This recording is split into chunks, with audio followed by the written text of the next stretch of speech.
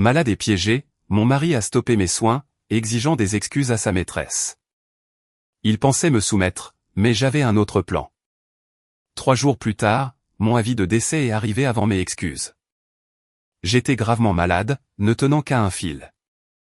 Mais mon mari, Louis Lambert, a interrompu mes médicaments vitaux et mon traitement simplement parce que son amie d'enfance était jalouse. Il a ordonné le retrait de tous mes médicaments de thérapie ciblée, déclarant qu'il ne reprendrait qu'après que je me sois excusé auprès de Chloé Martin. 3 jours plus tard, les médecins ont émis une déclaration d'état critique. Quand il s'est précipité dans la chambre d'hôpital, il s'est complètement effondré. Louis se tenait près de mon lit d'hôpital, le visage froid alors qu'il regardait le docteur Dubois retirer tous les médicaments ciblés. Arrêtez le traitement. La pièce est instantanément devenue silencieuse. L'infirmière Léa Morel se tenait à la porte, tenant le plateau de médicaments, ses jointures blanchissant à force de le serrer si fort. J'étais allongé sur le lit, me sentant comme si un énorme parpaing m'écrasait la poitrine. Chaque respiration devait être arrachée de mes os. La poche de perfusion n'était qu'à moitié pleine et la ligne verte sur le moniteur cardiaque montait à peine. Louis ne m'a même pas regardé. Il regardait Chloé Martin, qui se cachait derrière lui. Chloé portait une longue robe beige. Ses yeux étaient rouges et elle serrait un mouchoir. Sa voix était incroyablement douce, comme si elle pouvait se briser à tout moment. « Louis, s'il te plaît, ne fais pas ça. Viviane est en mauvaise santé. Ça ne me dérange vraiment pas. » En entendant cela, l'expression de Louis s'est assombrie encore plus. Il s'est retourné et m'a regardé avec un regard furieux. « Viviane Duval, excuse-toi. » Je l'ai regardé. Cet homme était mon mari. Il y a 3 ans, lorsque mon état s'est aggravé pour la première fois, c'est lui qui a signé les papiers devant la salle d'opération. À l'époque, il tenait ma main et disait « Viviane, n'aie pas peur. Ta vie est entre mes mains maintenant. » Je l'avais cru. C'est pourquoi je lui avais donné ma procuration médicale. Je lui avais donné le contrôle de nos comptes bancaires conjoints. Je lui avais même parlé du fonds médical familial que ma mère m'avait laissé. Je pensais que c'était de la confiance. Maintenant, je sais que c'était juste tendre une arme chargée à quelqu'un d'autre. J'ai bougé les lèvres. Ma gorge était sèche comme du papier de verre. Pourquoi devrais-je m'excuser? Les larmes de Chloé ont immédiatement coulé. Viviane, je voulais juste venir te voir. Si tu me détestes tant, je ne viendrai plus. S'il te plaît, ne dis pas de choses pour me provoquer, d'accord? Je ne peux vraiment pas le supporter. J'ai esquissé un faible sourire. Ce sourire a tiré sur ma poitrine, provoquant une douleur qui a fait noircir ma vision. Une demi-heure plus tôt, Louis était descendu pour prendre un appel téléphonique. Chloé était entrée seule dans ma chambre. Elle ne pleurait pas alors. Elle s'est assise près de mon lit, a pris la boîte à bagues sur ma table de chevet et l'a lentement ouverte. « Viviane, savais-tu? Louis est resté chez moi jusqu'à 3 heures du matin hier soir. » Elle a ouvert et fermé la boîte en velours. Il craignait que mon ulcère à l'estomac ne se réactive, alors il m'a préparé une soupe de poulet de A à Z.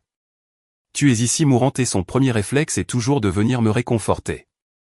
Je l'avais ignoré, alors elle m'a montré l'écran de son téléphone. La photo Instagram montrait Louis debout dans sa cuisine, les manches retroussées, regardant en bas alors qu'il remuait une casserole. Je connaissais trop bien ce profil. Dans le passé, chaque fois que j'avais une forte fièvre, il me faisait de la soupe exactement comme ça. Voyant que je restais silencieuse, le ton de Chloé est finalement devenu tranchant. Est-ce vraiment si amusant de s'accrocher au titre de Madame Lambert? Avec ta maladie, tes jours sont comptés. Louis ne reste à tes côtés que par obligation. Je l'avais regardé. As-tu fini de parler? Son visage a changé. J'ai appuyé sur le bouton d'appel près de mon lit, voulant demander à l'infirmière de la faire sortir.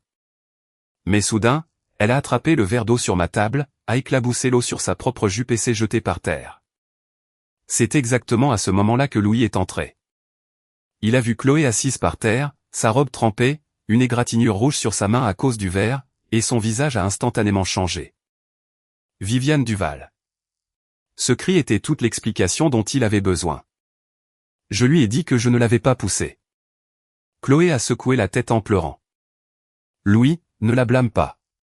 Elle est juste de mauvaise humeur. Elle est malade. Je comprends. Louis ne m'a pas écouté. Il a seulement entendu Chloé dire que j'étais malade. Comme si ma maladie signifiait que je méritais d'être blâmé pour chaque péché. Il se tenait au-dessus de mon lit d'hôpital, me regardant. Je te le demande une dernière fois. Vas-tu t'excuser? J'ai regardé Chloé derrière lui. Un bref éclair de triomphe a brillé dans ses yeux. C'était rapide, mais je l'ai vu. J'ai serré ma petite enregistreur vocal numérique caché sous mon oreiller. C'était une habitude que j'avais développée après avoir été hospitalisé. Parce que mon régime de médicaments était complexe et qu'il y avait de nombreuses instructions médicales, j'avais peur de les oublier. J'enregistrais chaque tour de médecin afin de pouvoir organiser mes notes plus tard. Louis le savait. Il m'avait même félicité pour cela auparavant, disant que j'étais toujours si méticuleuse. Maintenant, cette méticulosité est devenue mon seul moyen de me sauver. Le docteur Dubois a froncé les sourcils. Monsieur Lambert, Viviane est actuellement dans une période de risque de rejet aigu. Sa thérapie ciblée ne peut être interrompue arbitrairement. Si les médicaments sont mis en pause pendant plus de 24 heures, des réactions irréversibles pourraient se produire. La voix de Louis était froide et dure. Je suis son mari et son représentant médical légalement autorisé. L'approvisionnement en médicaments est financé par la Fondation Lambert. J'ai le droit de le suspendre. Le visage du docteur Dubois est devenu grave. Le traitement médical n'est pas un outil de punition. Louis ne l'a même pas regardé. Je ne la punis pas. Je lui apprends à respecter les gens. Respecter les gens. J'ai failli éclater de rire. J'étais tellement malade que même m'asseoir était une lutte. Pourtant, il s'attendait à ce que j'utilise ma vie pour apaiser son amour d'enfance. L'infirmière Léa n'a pas pu s'empêcher de parler. Monsieur Lambert. Le nombre de globules blancs de Viviane est extrêmement faible aujourd'hui. Elle ne peut vraiment pas être privée de ses médicaments. Louis lui a jeté un regard glacial. Une infirmière n'a pas son mot à dire là-dessus. Chloé a doucement tiré sa manche. Louis, laisse tomber. Si Viviane ne veut pas s'excuser, ce n'est pas grave. Je ne veux pas que vous vous disputiez à cause de moi. Dès qu'elle a dit cela, les yeux de Louis sont devenus encore plus froids. Elle fait juste un caprice. J'ai fermé les yeux un instant, puis je me suis entendu prononcer son nom, Louis Lambert. Il m'a regardé. Je lui ai demandé, es-tu absolument certain de vouloir suspendre les médicaments? Il a froncé les sourcils. Tu me menaces encore? Je te demande juste si tu es sûr. Comme irrité par mon calme, il a lâché un seul mot. Suspendez-les. La main de l'infirmière Léa tenant le plateau a tremblé. Le docteur Dubois a dit d'une voix grave, Monsieur Lambert, je documenterai mon objection formelle dans les dossiers médicaux. Faites ce que vous voulez, a dit Louis. Il s'est retourné et a aidé Chloé à se relever. Ses mouvements étaient si doux, comme s'il craignait qu'elle ne se brise. Je me suis soudain souvenu qu'hier, alors que j'étais recroquevillé dans une douleur atroce, je l'avais appelé 3 fois. Le premier appel est resté sans réponse. Le second a été envoyé à la messagerie vocale. Après le troisième, il a envoyé un e-message. Chloé fait une crise. Je viendrai plus tard. À ce moment-là, je lui avais même trouvé des excuses. Je pensais que puisque Chloé avait grandi avec lui, elle pourrait vraiment être comme une sœur. Mais une sœur ne resterait pas près de mon lit d'hôpital pour me dire qu'il ne me restait que quelques jours à vivre. Une sœur n'échangerait pas une jupe mouillée et une seule larme contre mes médicaments vitaux. Le plus ridicule était que mon mari l'avait cru. L'infirmière Léa s'est approchée, les yeux un peu rouges.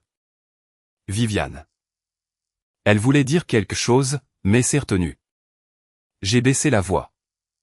Léa, aide-moi à prendre le dossier dans le deuxième tiroir de la table de chevet. Elle a figé un instant, puis a fait ce que je lui avais demandé. À l'intérieur du dossier se trouvait un formulaire d'autorisation légale vierge. Je l'avais préparé le mois dernier. Mon état s'était aggravé alors, et je me sentais mal à l'aise, alors j'avais demandé à mon oncle Arthur de m'envoyer des documents légaux de secours pour révoquer la procuration médicale. Je ne les avais jamais signés parce que j'avais peur de blesser les sentiments de Louis. En y repensant maintenant, j'étais tellement stupide. D'une main tremblante, j'ai pris le stylo. Mes doigts étaient engourdis. La pointe du stylo a griffé le papier plusieurs fois avant de laisser une marque. Léa a baissé la voix. Viviane, révoquez-vous la procuration médicale de Monsieur Lambert? J'ai hoché la tête. Aidez-moi à contacter l'avocate Rachel Cohen.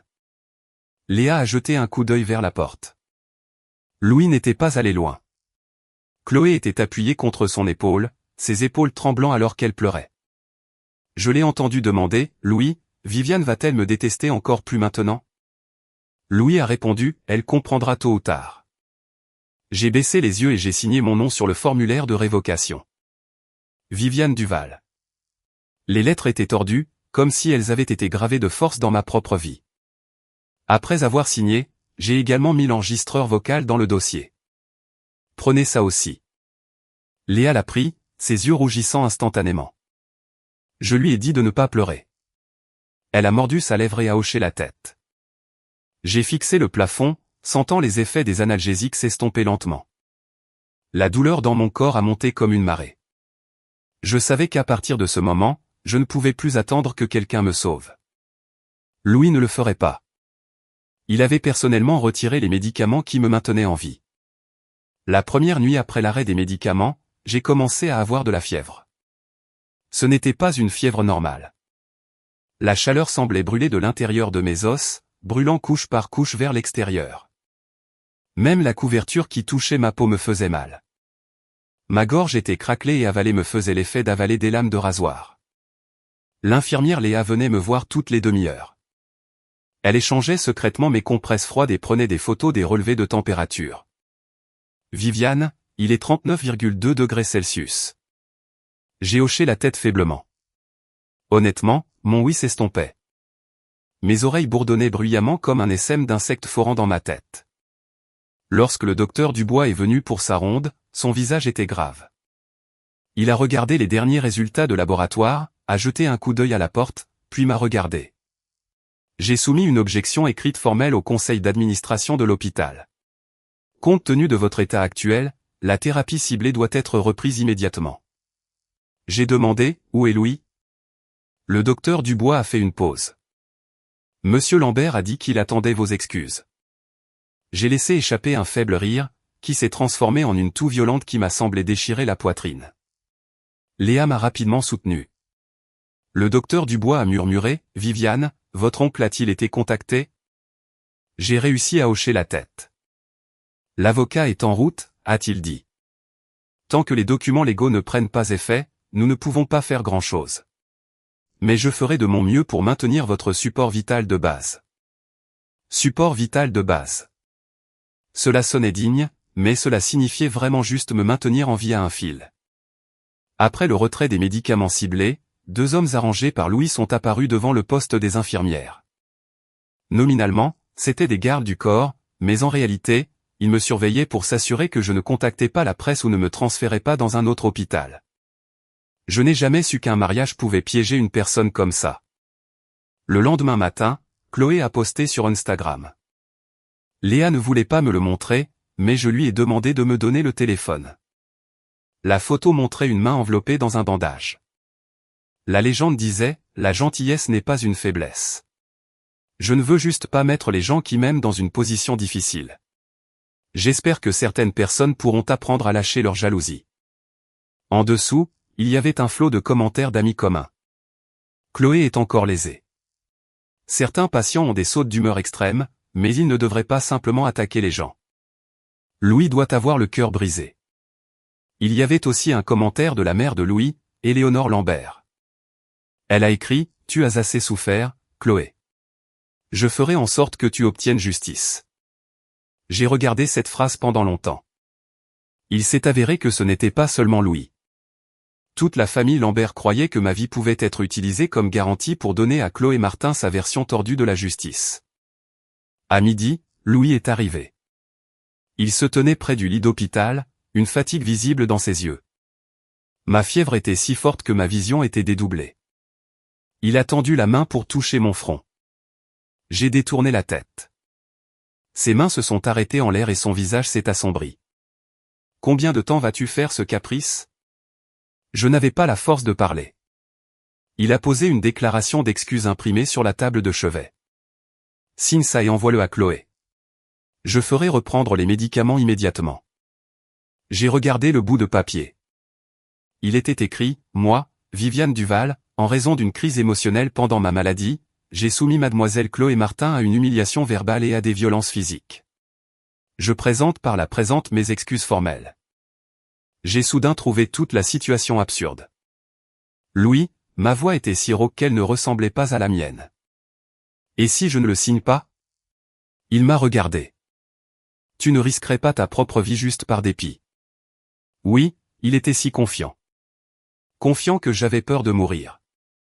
Confiant que je l'aimais, confiant que pour survivre, je me mettrais à genoux et avouerais quelque chose que je n'avais jamais fait. Chloé, debout derrière lui, a parlé doucement. Viviane, ce n'est qu'une excuse. Si tu la signes, tout le monde sera content. Je l'ai regardé. Tu veux que j'admette que je t'ai poussé? Elle a baissé les yeux. Je ne te force pas à admettre quoi que ce soit, mais concernant hier, Louis l'a vu de ses propres yeux. Il t'a vu assise par terre. C'était seulement parce que tu m'as fait peur. Elle a parlé rapidement comme si elle avait répété. Louis a froncé les sourcils. Ça suffit. Viviane, tu dois vraiment l'interroger dans ta chambre d'hôpital. Je l'ai regardé et j'ai soudain demandé, et si je meurs dans 3 jours? La pièce est devenue silencieuse. Le visage de Louis est instantanément devenu laid. N'utilise pas la mort pour effrayer les gens. J'ai souri. Tu n'as pas coupé mes médicaments? Pourquoi as-tu peur de ce mot? Sa pomme d'Adam a tressailli. Les larmes de Chloé ont de nouveau monté. Viviane, pourquoi es-tu toujours comme ça? Tu sais que Louis est terrifié qu'il t'arrive quelque chose, pourtant tu dis exprès des choses pareilles. J'ai cessé de la regarder. J'ai fermé les yeux. Sortez. Louis n'a pas bougé. J'ai dit, vous deux, sortez. Sa voix est devenue grave. Viviane, ne regrette pas ça. Je n'ai pas répondu. La porte a claqué. Ce n'est qu'alors qu'une larme a coulé du coin de mon œil. Ce n'était pas parce qu'il était parti. C'était parce que j'avais enfin admis à moi-même qu'il ne me regarderait vraiment plus jamais. Dans l'après-midi, l'avocate Rachel Cohen est arrivée. C'était l'avocate de confiance de mon oncle, vêtue d'un tailleur noir impeccable et se déplaçant avec une efficacité rapide. Quand elle est entrée dans la chambre, les gardes du corps que Louis avait postés ont essayé de la bloquer. Elle a montré ses identifiants et une injonction du tribunal. Je suis le conseil juridique de mademoiselle Viviane Duval. Si vous continuez à m'obstruer, j'appellerai immédiatement le service de police de Boston et vous ferai arrêter. Les gardes du corps ont hésité. Le docteur Dubois est arrivé par hasard avec les administrateurs de l'hôpital. Finalement, Rachel est entrée. Quand elle m'a vu, son expression a légèrement changé, mais elle a rapidement retrouvé son calme. Viviane, les documents pour révoquer la procuration de soins sont prêts. Vous êtes consciente en ce moment, vous pouvez donc signer pour confirmer. J'ai hoché la tête, mes mains tremblant violemment. Rachel a placé le stylo dans ma main. Prenez votre temps. J'ai signé mon nom. Rachel a rangé les documents et a parlé doucement. Sur le plan procédural, nous enverrons immédiatement des avis formels au conseil d'administration de l'hôpital, à Louis Lambert lui-même et à la Fondation Lambert. Cependant, la reprise des médicaments prendra du temps car l'autre partie a mis un blocage ferme sur la demande d'approvisionnement. J'ai demandé, combien de temps? Elle est restée silencieuse pendant 2 secondes. Au moins 24 heures. 24 heures pour une personne en bonne santé, ce n'est qu'une journée. Pour moi, dans mon état actuel, cela pourrait me coûter la vie. L'infirmière Léa, debout à proximité, a finalement laissé ses larmes couler. Moi, par contre, j'ai ressenti un étrange sentiment de paix. Avocate Cohen, aidez-moi à préparer les papiers de divorce. Elle m'a regardé. Êtes-vous sûr? J'ai dit, je suis sûr. Prononcer ces mots m'a en fait sentir un peu plus légère. C'était comme si le parpaing qui m'avait écrasé le cœur pendant 3 ans s'était enfin fissuré. À 22 heures ce soir-là, j'ai commencé à avoir de graves difficultés respiratoires. Le docteur Dubois s'est précipité avec son équipe. Un masque à oxygène a été pressé sur mon visage. Les lumières du plafond étaient aveuglantes. J'ai entendu Léa crier que ma tension artérielle s'effondrait. Quelqu'un a amené le chariot d'urgence. Quelqu'un criait mon nom. Viviane, ne t'endors pas. Je voulais ouvrir les yeux, mais mes paupières étaient trop lourdes. Au tout dernier moment, j'ai entendu un téléphone vibrer. Léa a tenu l'écran près de mon oreille. C'était un e-message de Louis. Fais-moi savoir quand tu auras réfléchi. Chloé a un rendez-vous de suivi demain. Arrête de la rendre anxieuse. Soudain, je n'ai plus voulu tenir bon. Je ne le voulais vraiment plus. Ce qui s'est passé ensuite m'a été raconté petit à petit par Léa. Aux premières heures du 3e jour, après l'arrêt des médicaments, j'ai eu une réaction immunitaire sévère. Mes marqueurs d'infection ont monté en flèche et ma tension artérielle a chuté. Le docteur Dubois a déposé une dérogation d'urgence pour reprendre la thérapie ciblée et initier des mesures de sauvetage, mais la pharmacie de la fondation contrôlée par Louis a quand même bloqué l'autorisation finale. La raison était simple, différend familial non résolu. L'expression « différend familial » a failli me coûter la vie. À 3h47 du matin, un code bleu a été déclenché. J'ai été transféré en réanimation. Léa a dit que les lumières du couloir cette nuit-là étaient d'un blanc aveuglant. Ma main a glissé dessous la couverture, aussi froide qu'un cadavre. Elle n'arrêtait pas de crier « Viviane, ne dors pas ». Je n'ai pas répondu. À 4h12 du matin, mon cœur s'est arrêté pour la première fois. Le docteur Dubois a personnellement effectué des compressions thoraciques et utilisé le défibrillateur 1 fois, 2 fois, 3 fois. Le moniteur cardiaque a émis une alarme continue et aiguë. Le son a percé tout le couloir. Les infirmières ont suivi le protocole et ont appelé le contact d'urgence. Le premier appel à Louis est resté sans réponse. Le deuxième appel est également resté sans réponse. Au troisième essai, l'appel a été connecté. La personne qui a répondu était Chloé. Sa voix était ensommeillée et très impatiente. « C'est qui ?» L'infirmière tremblait d'urgence. « C'est l'hôpital général du Massachusetts. Madame Viviane Duval est en arrêt cardiaque. S'il vous plaît, demandez à Monsieur Lambert de venir à l'hôpital immédiatement. » Chloé est restée silencieuse un instant.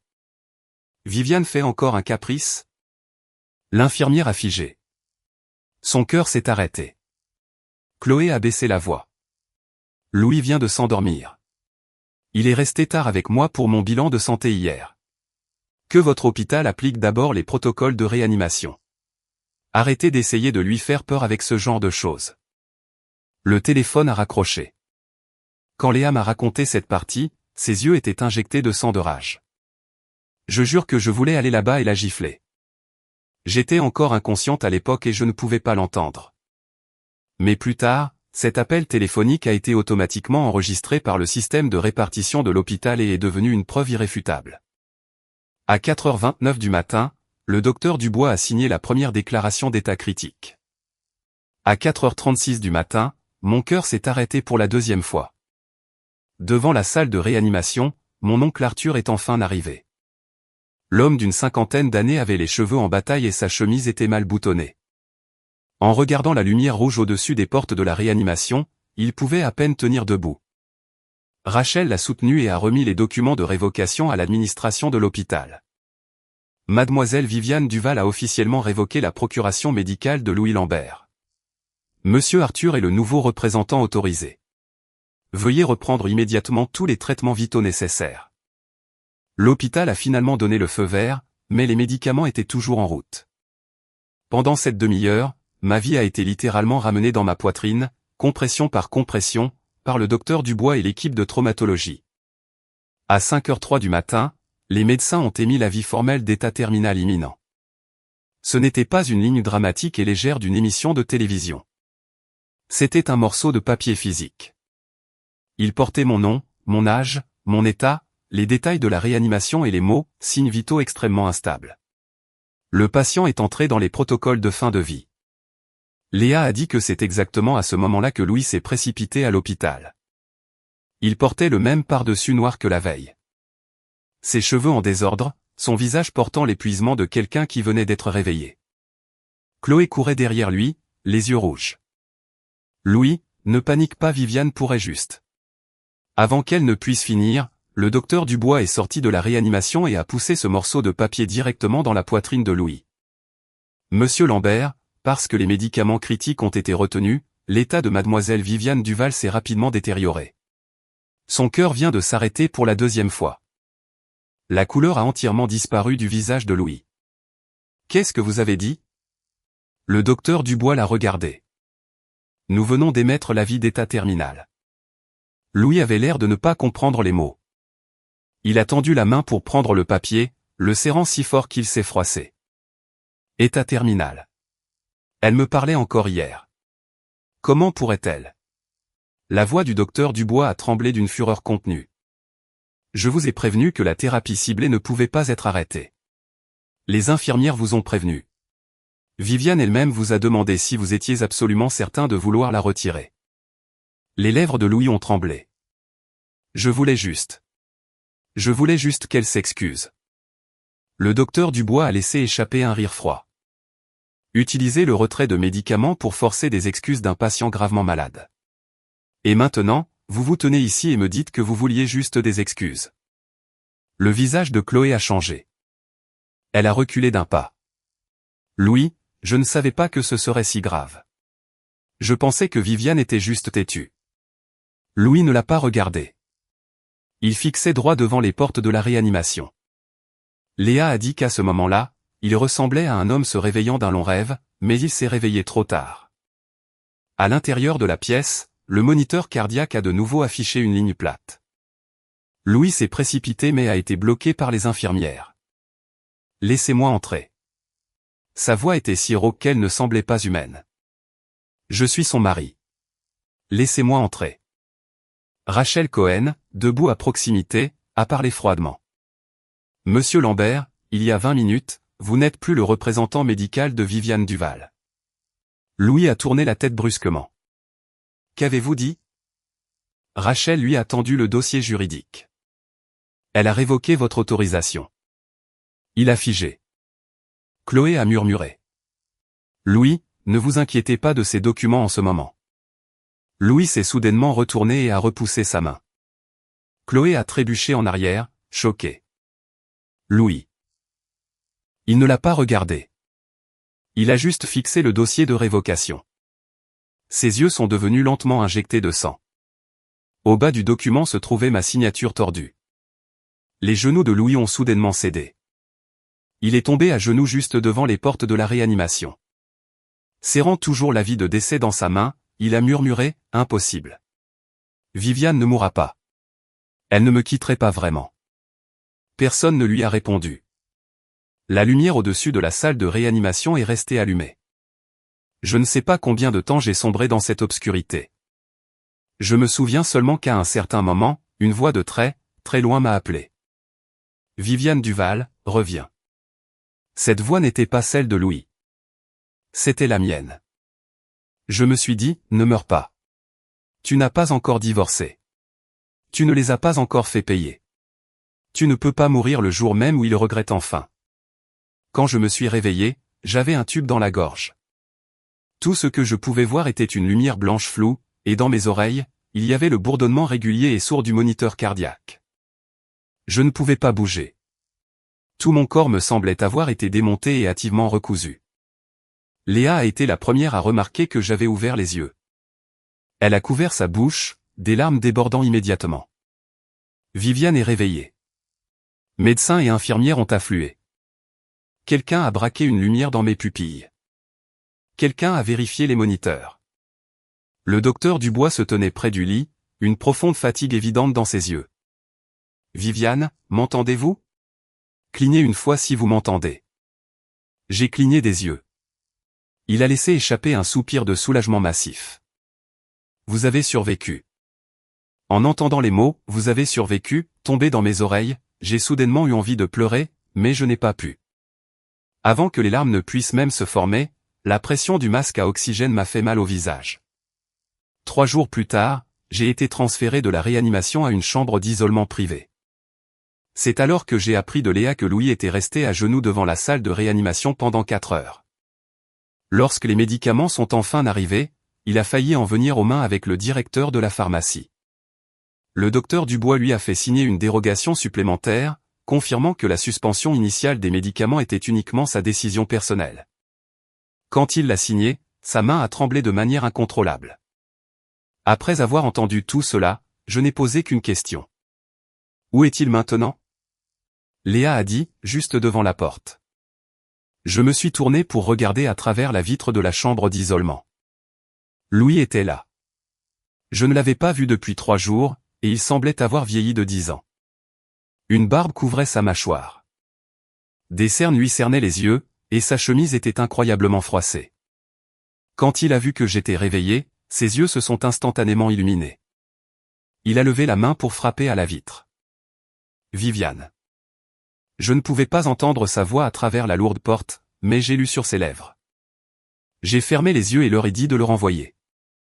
Léa a hésité. Viviane. Il n'a pas bougé de cet endroit depuis des jours. Alors demandez à la sécurité de le faire sortir. Ma voix était incroyablement faible, mais parfaitement claire. Léa a hoché la tête et est sortie. Bientôt, le son d'une dispute a traversé la porte. J'ai entendu Louis dire « Je veux juste la voir 1 minute ». La voix de Rachel Cohen était plus froide. Viviane ne veut pas vous voir. Je suis son mari pour l'instant, mais, vous n'êtes plus sa procuration médicale, ni n'avez de droit de visite prioritaire. Louis est resté silencieux pendant quelques secondes. Avocate Cohen, s'il vous plaît, laissez-moi lui dire juste une chose, Rachel a répondu. Ce dont elle a le plus besoin en ce moment, c'est de repos. Pas d'écouter vos explications sur la façon dont vous avez failli la tuer. Le couloir à l'extérieur est devenu complètement silencieux. J'ai ouvert les yeux et j'ai vu Louis de l'autre côté de la vitre. Il m'a regardé. Ses yeux qui me faisaient me sentir si en sécurité ne contenaient plus que de la panique pure. Si cela avait été le passé, j'aurais cédé. J'aurais pensé qu'il ne l'avait pas fait exprès. Je lui aurais trouvé 10 000 excuses. Mais mon corps s'est souvenu de ces 3 jours pour moi. La fièvre brûlante après l'arrêt des médicaments. L'agonie suffocante quand je ne pouvais pas respirer. L'obscurité suffocante juste avant la signature de l'avis de décès. Chaque symptôme était plus réel que son amour. Dans l'après-midi, Rachel est entrée avec ses dossiers. Êtes-vous en état de m'écouter? J'ai hoché la tête. Elle s'est assise près du lit et a ouvert sa mallette. Premièrement, la révocation de la procuration médicale de Louis Lambert a été entièrement traitée et notifiée. Deuxièmement, nous avons obtenu les journaux numériques montrant le blocage de l'approvisionnement en médicaments de la Fondation Lambert. Troisièmement, le docteur Dubois et l'infirmière Léa sont prêts à témoigner. Quatrièmement, les images de surveillance de l'hôpital sont conservées pendant 7 jours et nous avons déposé une injonction pour les conserver. En l'écoutant, j'ai lentement serré ma couverture. Et les enregistrements audio. Rachel m'a regardé. Sûrement sauvegardé, y compris la partie où Louis a ordonné l'arrêt des médicaments, et les choses que Chloé Martin vous a dites quand vous étiez seul dans la pièce. J'ai fermé les yeux. Dieu merci. Dieu merci, je n'étais pas restée assise à pleurer ce jour-là. Rachel a demandé, « Qu'est-ce que vous voulez faire ?» J'ai regardé par la fenêtre. La lumière du soleil de juillet frappant la vitre était incroyablement brillante. J'étais à l'hôpital depuis si longtemps que j'avais oublié ce que le vrai soleil ressentait. Divorcé, ai-je dit. Rachel a hoché la tête. Et la répartition des biens. Je veux chaque centime qui m'appartient. Au fil des ans, la famille Lambert a utilisé le fonds de ma mère pour accéder à des soins médicaux de conciergerie. Je veux que les quotes-parts, les comptes partagés et toutes les dépenses soient entièrement vérifiés et récupérés. Un soupçon d'approbation a brillé dans ses yeux. Autre chose? J'ai parlé lentement. Je veux poursuivre Chloé Martin, Rachel a demandé. Pour diffamation, poursuite malveillante? Plus que ça.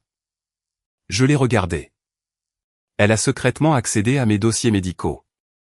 Elle savait exactement ce qui se passerait si les médicaments étaient arrêtés. L'expression de Rachel s'est assombrie.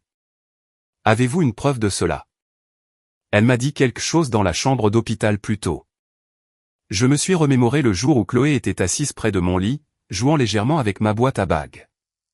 Elle avait dit, « J'ai entendu dire que si vous restez sans vos médicaments pendant 3 jours, ça devient dangereux. » Viviane, dis-moi, si Louis découvre que tu m'as intimidé, penses-tu qu'il te les laissera encore? Cette phrase devrait être dans l'enregistrement. Rachel a immédiatement ouvert son dossier de transcription. Je la marquerai comme preuve prioritaire. Ce soir-là, Louis est revenu. Cette fois, il n'a pas essayé de forcer l'entrée. Il a fait livrer un thermos à soupe thermique.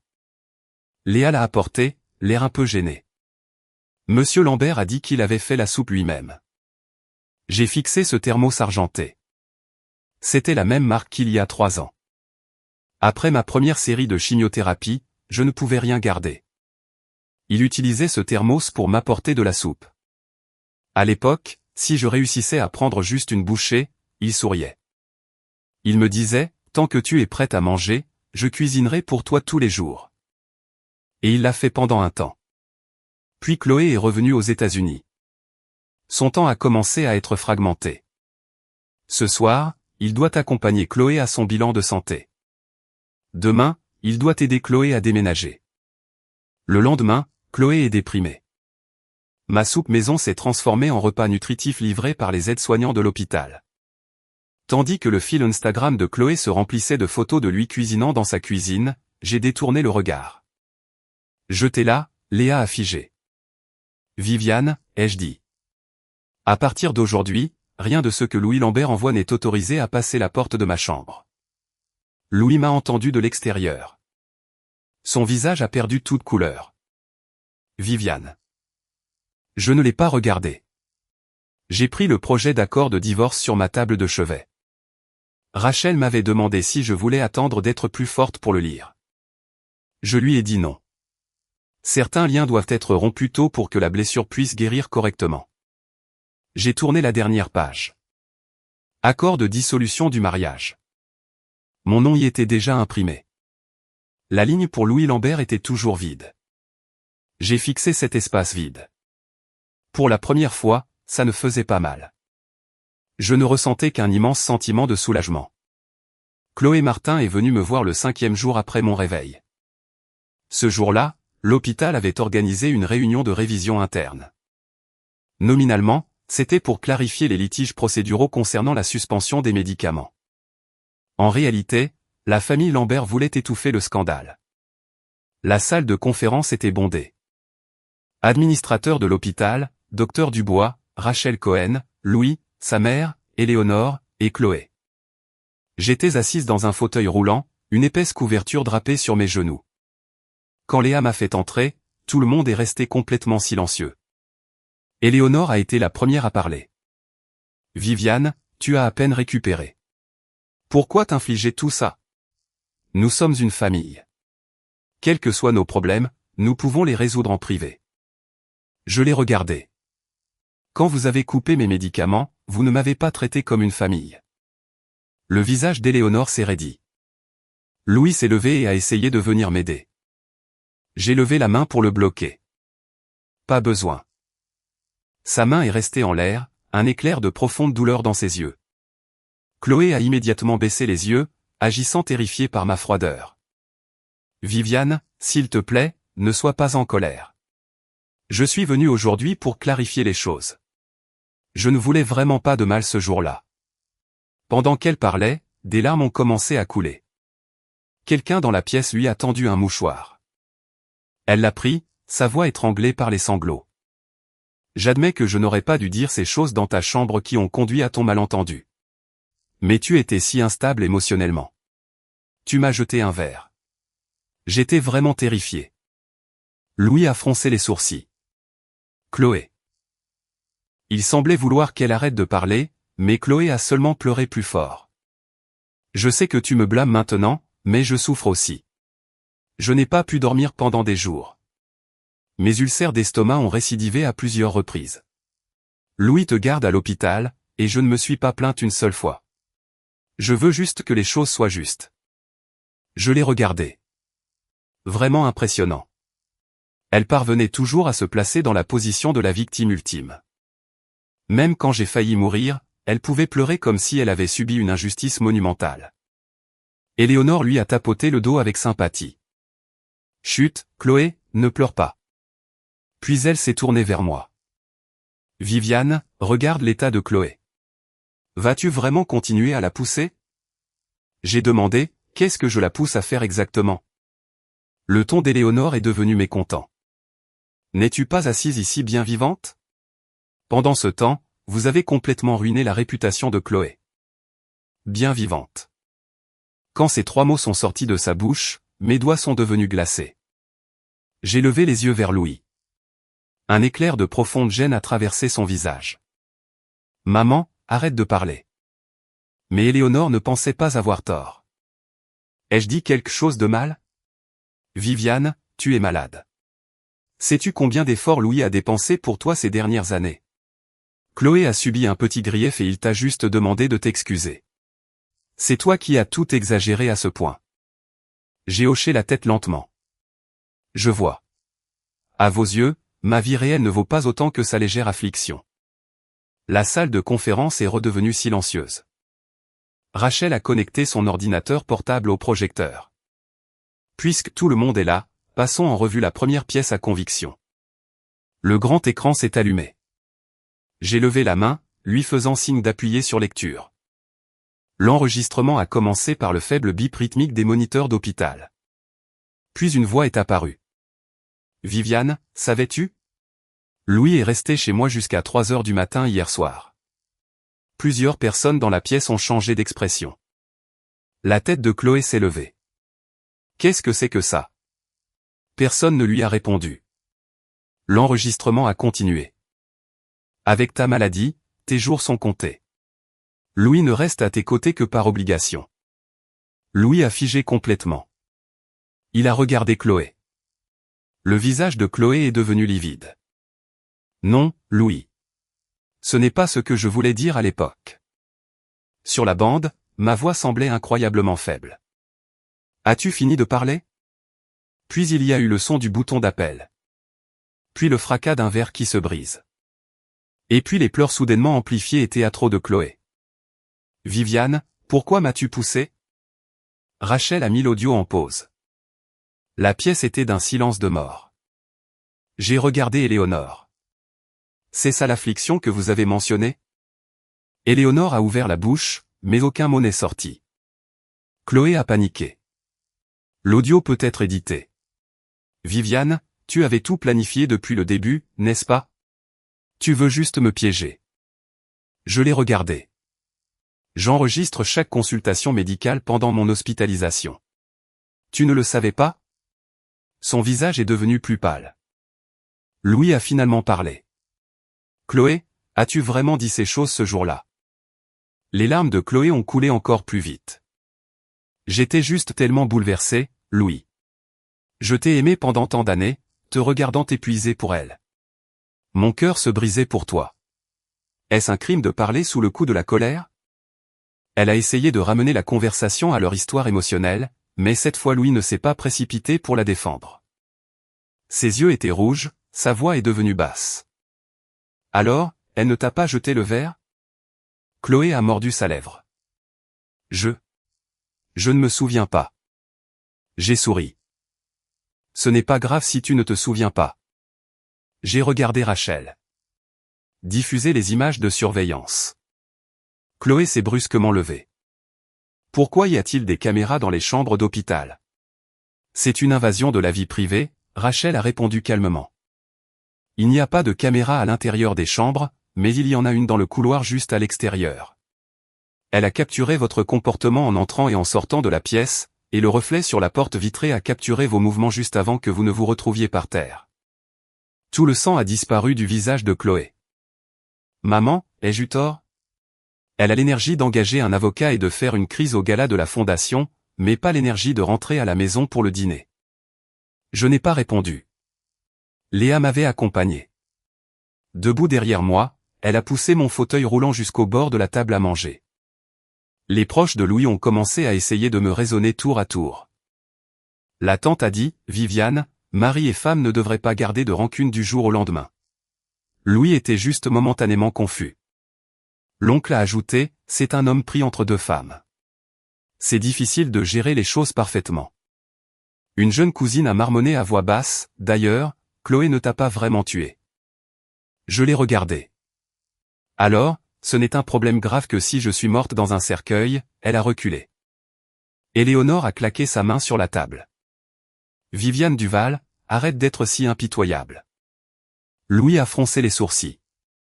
Maman, s'il te plaît, arrête de parler. Éléonore est devenue plus en colère. Pourquoi devrais-je?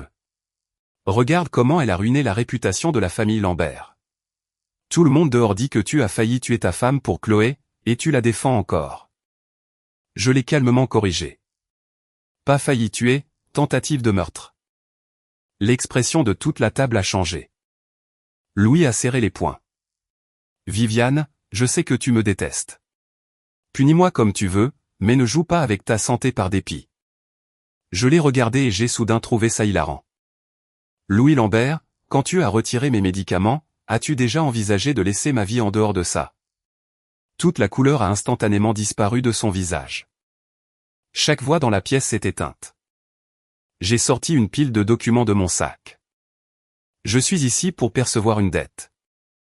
Rachel Cohen est entrée du couloir et a connecté son ordinateur portable à l'énorme télévision du salon. Le visage d'Éléonore s'est tordu. Vous avez fait venir un avocat chez nous? J'ai répondu, ce n'est pas ma maison. Après aujourd'hui, cet endroit n'aura plus rien à voir avec moi. L'écran de télévision s'est allumé. La première diapositive montrait un registre de dépenses s'étendant de 3 ans avant le mariage à 3 ans après. Le compte du fonds médical de ma mère a payé pour l'accès prioritaire aux spécialistes des proches de la famille Lambert, les scanners hors réseau et les consultations de conciergerie. Le total s'élève à 2,5 millions de dollars. La deuxième diapositive montrait mes comptes personnels couvrant les paiements anticipés pour la mère, la tante et les cousines de Louis. La troisième diapositive détaillait les services publics et les frais d'association de propriétaires pour notre domicile conjugal ainsi que les prêts accordés pour la rénovation de ce même domaine. Au fur et à mesure que les diapositives défilaient une par une, les proches qui étaient si juste quelques instants auparavant se sont tus. Le visage d'Éléonore est devenu d'un violet contusionné. Ce sont des échanges financiers normaux entre membres de la famille. Que essayez-vous de faire en sortant ça maintenant? Je l'ai regardé. Je veux dire qu'à partir d'aujourd'hui, tous les soldes impayés seront traités comme des prêts formels. L'avocate Cohen vous servira les lettres de demande. La tante a paniqué. Viviane, n'est-ce pas un peu excessif? Quand vous avez été hospitalisé, nous sommes venus vous voir, j'ai demandé, vous voulez dire la fois où vous avez apporté un panier de fruits juste pour prendre une photo pour Facebook? Son expression a figé. J'ai continué. De plus, à compter d'aujourd'hui, aucun membre de la famille Lambert n'est autorisé à contourner la liste d'attente pour les quotas médicaux sous la tutelle de ma mère. Au moment où j'ai dit cela, le salon a explosé. L'oncle de Louis a été le premier à se lever. Vous ne pouvez pas faire ça. Votre cousin a un IRM prévu le mois prochain. Je l'ai regardé. Alors il peut attendre en ligne et le réserver normalement comme tout le monde. Mais nous contournons généralement la file d'attente et allons directement chez le docteur Dubois. Généralement comme par le passé. J'ai fermé le dossier. J'étais aveugle par le passé. Louis a finalement craqué. Viviane, dirige ta colère vers moi. Laisse-les en dehors de ça. Je l'ai regardé et j'ai soudain trouvé cela hilarant. Louis Lambert, quand tu as retiré mes médicaments, as-tu déjà envisagé de laisser ma vie en dehors de ça? Toute la couleur a instantanément disparu de son visage. Chaque voix dans la pièce s'est éteinte. J'ai sorti le document final de mon sac. Ceci est l'accord de divorce. Vous pouvez le consulter ce soir. Louis ne l'a pas pris. Il m'a regardé, les yeux injectés de sang. Je ne divorcerai pas de toi. J'ai souri faiblement.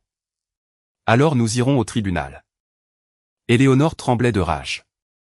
Viviane Duval, ne fais pas comme si Louis te devait quoi que ce soit. Il a pris soin de toi pendant toutes ces années. Même si tu n'apprécies pas l'effort, tu devrais apprécier le temps. J'ai hoché la tête. C'est pourquoi j'ai aussi préparé un audit de son temps. Rachel a changé la diapositive. Au cours des 3 dernières années, j'ai passé un total de 427 jours à l'hôpital. Les jours réels où Louis Lambert m'a accompagné, 23. Parmi ceux-ci, 13 jours ont coïncidé avec une couverture médiatique ou des tournages promotionnels de la Fondation. Nuits passées à l'hôpital, 4. Les coûts des infirmières privées, des nutritionnistes et des consultations spécialisées ont été entièrement payés de ma poche. La façade d'Éléonore s'est complètement effondrée. J'ai regardé Louis. Ce que vous appelez prendre soin de moi, c'était juste moi qui maintenais votre image publique de mari dévoué. Vous savez exactement combien de millions de dons la Fondation Lambert a obtenu grâce à ce récit. La voix de Louis était rauque. Je n'ai pas commencé à le faire pour cette raison, mais avec le temps, c'est devenu exactement cela. Il était sans voix. J'ai actionné mon fauteuil roulant et je me suis retourné. Léa m'a poussé vers la porte. Au moment où nous atteignions l'entrée, Éléonore a soudainement crié « Vas-tu vraiment brûler tous les ponts ?» Je me suis arrêté. Ce n'est pas moi qui brûle les ponts. Je me suis tourné pour les regarder. Ce sont vous qui avez retiré chaque dernière fiole de médicaments dont j'avais besoin pour survivre. Louis m'a poursuivi. Le vent nocturne était glacial. Il se tenait sur les marches, sa voix tremblante. Viviane, j'ai eu tort. J'avais attendu cette phrase d'innombrables fois. Maintenant, en l'entendant, mon cœur n'a ressenti aucune ondulation. J'ai dit, tu es en retard. À l'origine, je n'avais pas l'intention d'assister au gala de bienfaisance de la Fondation Lambert, mais lorsque Rachel a placé l'invitation sur mon bureau, j'ai vu un nom imprimé dessus, Chloé Martin. Elle avait été nommée ambassadrice de bonne volonté du gala. Le slogan promotionnel était d'une tendresse nauséabonde, protéger chaque vie fragile avec douceur. J'ai fixé cette ligne et j'ai ri longtemps. Vie fragile. J'ai failli mourir à cause de ses griefs et maintenant elle allait monter sur scène pour prêcher la protection des vies. Rachel a demandé, allez-vous ? J'ai dit, oui. Le gala a eu lieu au Ritz-Carlton, au centre-ville. Les lumières étaient aveuglantes. Les tours de champagne scintillaient agressivement. Je portais une robe de soirée noire avec un châle blanc drapé sur mes épaules. Mon corps était encore faible et je ne pouvais pas marcher longtemps, alors Léa me poussait dans mon fauteuil roulant. Il y avait une foule de médias à l'entrée. Quelqu'un m'a reconnu et les caméras ont immédiatement pivoté vers moi. Madame Lambert, nous avons entendu dire que vous étiez gravement malade récemment. Êtes-vous complètement rétablie ? Les rumeurs en ligne disent que Monsieur Lambert a suspendu votre traitement pour Mademoiselle Martin. Est-ce vrai ? Êtes-vous ici pour soutenir la Fondation Lambert ce soir ? Je n'ai pas répondu. J'ai juste levé les yeux vers le centre de la salle de bal. Chloé Martin se tenait sur scène. Elle portait une robe rose blush, son maquillage impeccable, ses yeux légèrement rouges comme si elle venait de verser une larme de sympathie. Louis se tenait près de la scène, l'expression grave. Quand il m'a vu, il a figé, puis s'est immédiatement dirigé vers moi. Viviane, tu n'es pas rétablie. Que fais-tu ici ? Je l'ai regardé, je regarde un spectacle. Sa pomme d'Adam a tressailli. Ce soir n'est pas le moment ni le lieu de régler nos problèmes, j'ai demandé. Alors, ma chambre d'hôpital était le bon endroit pour régler les problèmes. Il s'est étouffé. Sur scène, Chloé m'a vu. Sa prise sur le microphone s'est resserrée, mais elle a rapidement forcé un sourire. Aujourd'hui, je veux partager une histoire de malentendu et de pardon. La pièce s'est tue. Elle m'a regardé droit dans les yeux, des larmes montant parfaitement. Un jour, la douleur de quelqu'un l'a rendue sensible, la poussant à blesser les gens qui essayaient de prendre soin d'elle. J'ai ressenti la douleur. J'ai ressenti l'injustice. Mais ensuite, j'ai réalisé que la vraie gentillesse n'est pas de compter les points. C'est de comprendre. Des applaudissements polis ont parcouru la foule. Je me suis penché en arrière dans mon fauteuil roulant, écoutant tranquillement. Elle a continué, j'espère que chaque patient est traité avec douceur, et j'espère que les familles qui sacrifient tant pour prendre soin d'eux sont épargnées des malentendus et des attaques. C'était une leçon de manipulation. Elle se dépeignait comme la soignante attaquée par le patient. Elle peignait Louis comme le mari affligé, et elle me cadrait comme l'ingrate. Louis avait l'air dégoûté. Il a murmuré à son assistant de couper le programme, mais il était trop tard. Chloé a levé sa coupe de champagne. Que l'amour ne soit jamais vain. J'ai doucement tapoté la main de Léa. Pousse-moi là-haut. Léa a pris une profonde inspiration et m'a poussé directement à travers la foule. Le fauteuil roulant a roulé sur le tapis rouge, faisant un son très faible, mais ce son a tranché à travers la fausse douceur de la pièce comme une lame. Le sourire de Chloé a figé. Viviane. J'ai pris le microphone qu'un membre du personnel m'a tendu. Mademoiselle Martin a fait un beau discours. La foule était silencieuse. Je les regardais. Je veux aussi partager une histoire. Une histoire sur la protection de la vie avec douceur. Louis s'est précipité sur les marches de la scène. Viviane, ne fais pas de scène. Je l'ai regardé. As-tu peur maintenant? Son visage a perdu toute couleur. Je l'ai ignoré. L'énorme écran de projection derrière nous a soudainement changé. Les documents que Rachel avait préparés ont défilé devant les yeux de tout le monde.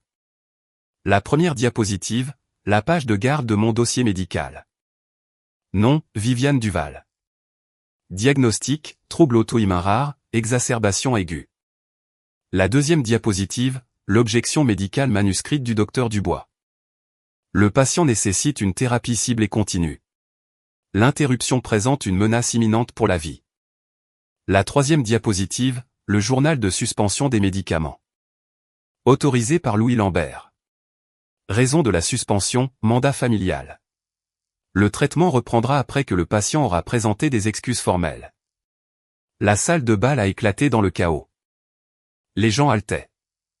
Les obturateurs des caméras crépitaient comme des mitrailleuses. Chloé est devenue blanche comme un linge et a trébuché en arrière. Louis se tenait à côté de moi, paralysé comme cloué au sol. J'ai tenu le microphone, ma voix parfaitement stable. Il y a 3 jours, j'étais allongé dans mon lit d'hôpital. Monsieur Louis Lambert, mon mari, a exigé que je m'excuse parce que mademoiselle Chloé Martin a prétendu que je l'avais intimidée. Je ne l'ai pas fait, alors j'ai refusé. Par conséquent, il a dit à mes médecins de retirer tous mes médicaments ciblés et d'arrêter mon traitement jusqu'à ce que je m'excuse auprès d'elle. L'enregistrement audio a retenti dans les énormes haut-parleurs du Ritz-Carlton. La voix de Louis a résonné, froide et sans aucune trace d'hésitation. Retirez tous les médicaments ciblés. Arrêtez le traitement. Un long silence étouffant a saisi la pièce. Chloé a crié, ce n'est pas vrai. Elle a forcé Louis à le faire. Elle a utilisé sa maladie pour menacer les gens. Je me suis tourné vers elle. Alors écoutons ce que tu avais à dire. Le deuxième clip audio a été diffusé. J'ai entendu dire que si vous restez sans vos médicaments pendant 3 jours, ça devient dangereux. Viviane, dis-moi. Si Louis découvre que tu m'as intimidé, penses-tu qu'il te les laissera encore? Chloé a secoué la tête sauvagement. Non, ce n'était pas moi. Quelqu'un au premier rang a marmonné bruyamment, est-elle psychotique? Une autre voix a ajouté, n'est-ce pas une tentative de meurtre littéral? Louis a finalement bougé. Il s'est tourné vers moi, les yeux terrifiants d'être injecté de sang. Viviane, je suis tellement désolé. Il a tendu la main pour me toucher. Je ne pouvais pas reculer, alors j'ai levé le bras et j'ai repoussé sa main. Ne me touche pas. Sa main est restée en l'air. Juste à ce moment-là, le docteur Dubois s'est levé du premier rang. Il a pris un microphone du personnel au sol. Sa voix était autoritaire. Je suis le médecin traitant de mademoiselle Viviane Duval.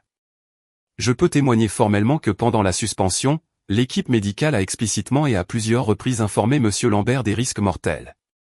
Le 3e jour, mademoiselle Duval a subi 2 arrêts cardiaques. L'hôpital a initié les protocoles code bleu. Les mots « code bleu » ont plongé le gala dans un pandémonium absolu. Éléonore Lambert, assise au premier rang, ressemblait à un fantôme. Les membres du conseil d'administration de la Fondation Lambert se sont regardés avec horreur. Toutes les caméras ont pivoté directement vers Louis Lambert. J'ai projeté le document final sur l'écran. C'était la copie de la déclaration d'état critique.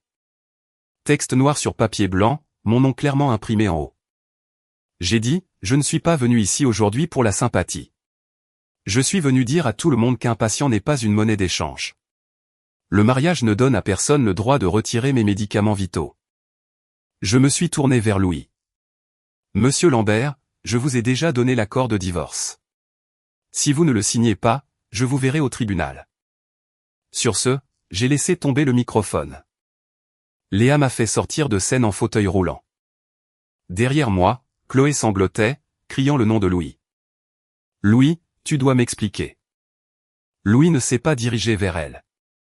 Il a juste regardé dans la direction où je partais.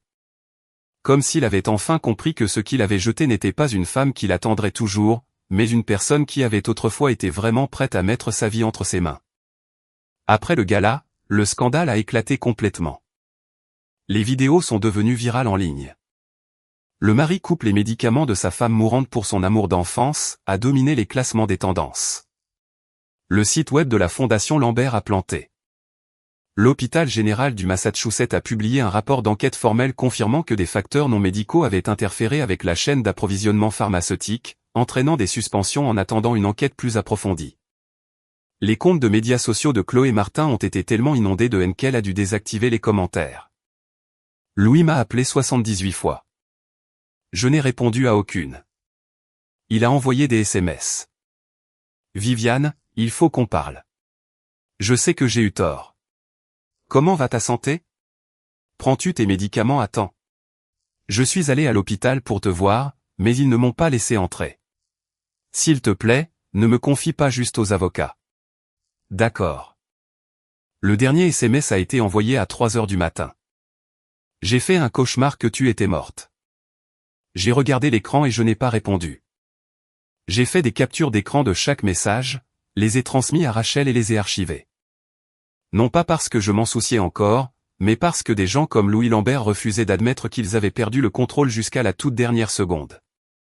Bien sûr, le lendemain, il s'est présenté au palais de justice du comté de Suffolk, non pas pour signer les papiers, mais pour me tendre une embuscade.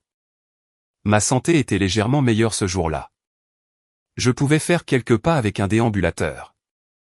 Rachel m'avait accompagné pour déposer les documents préliminaires du litige de divorce. Dès que je suis sorti de la voiture, j'ai vu Louis debout près de l'entrée. Il tenait un bouquet de roses blanches. Les gens autour le reconnaissaient et chuchotaient. Il a agi comme s'il ne les entendait pas.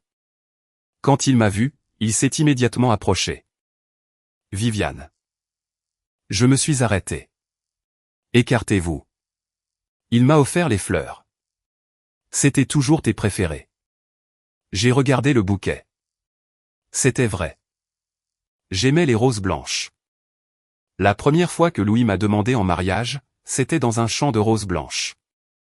À l'époque, il disait, « Viviane, je ne te laisserai jamais faire face à ta maladie seule. » Plus tard, j'ai appris que les promesses sont terrifiantes parce que la personne qui les fait est la première à oublier. Je n'ai pas pris les fleurs. Je ne les aime plus. Sa main a tremblé légèrement. J'en achèterai de nouvelles.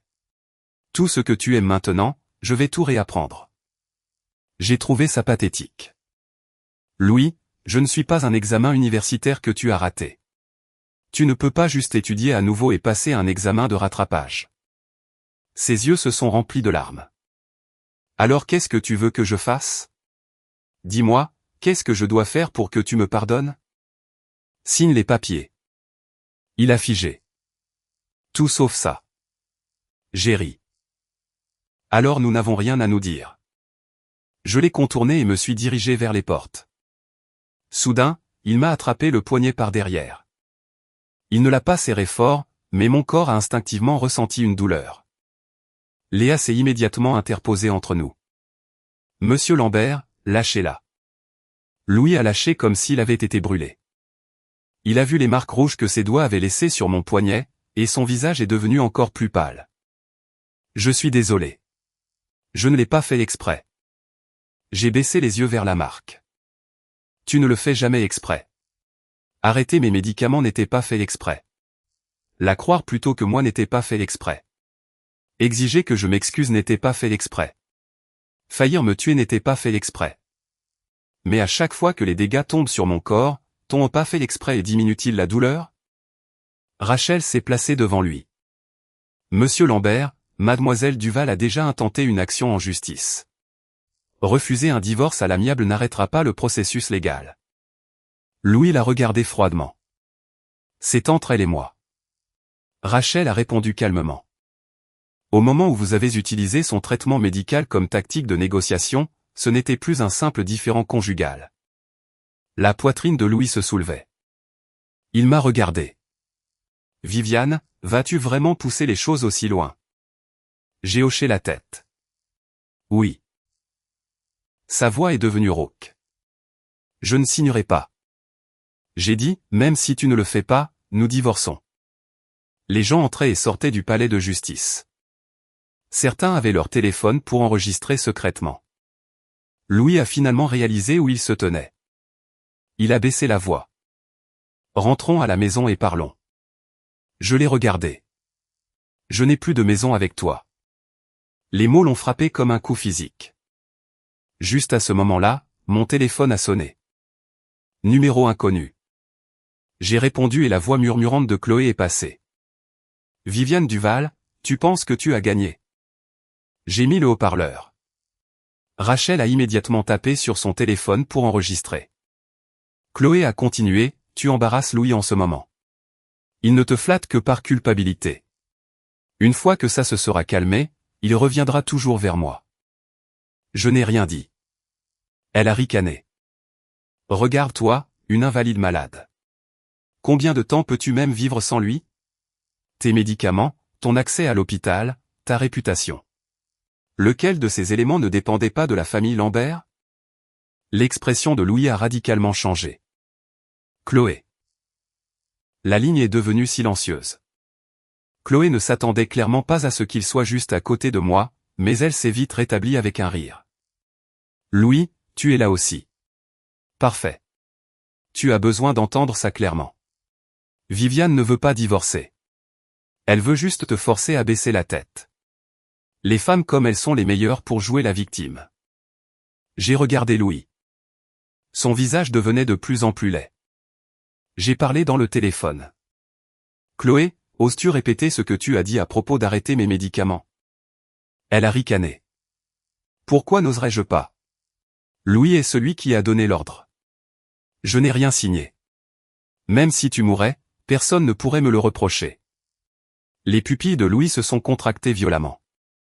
L'appel s'est terminé. Rachel a enregistré l'enregistrement.